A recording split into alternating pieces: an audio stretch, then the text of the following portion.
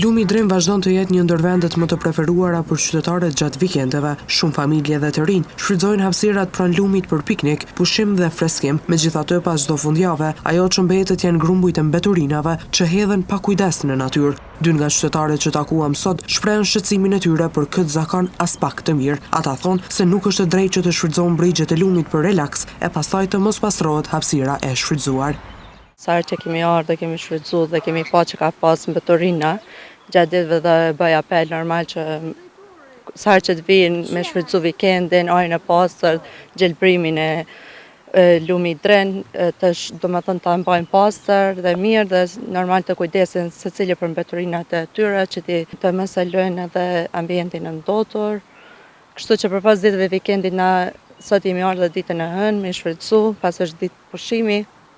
Dhe për shoh që vende ka ende vende të ndotura me mbeturina. Të them drejtën, një thesor jashtëzakonisht i madh na ka mbetur edhe lumi i Dri. Edhe na ka mbetur një mundësi e mirë që na spaku në kohët piknikit edhe në kohët të pushimeve që i kemi, marrë me fërkohën këtë natyrë edhe këtë vend jashtëzakonisht bukur. Po, siç po shihni edhe ju, një dielle si dalin qytetarët, jashtëzakonisht shumë mbeturina po lënë, edhe jashtëzakonisht nuk po na lën hapësirë që ne që vijmë frekuentojmë edhe në ditët e pushimit kemi një mundësi të mirë ta realizojmë një piknik të këndshëm.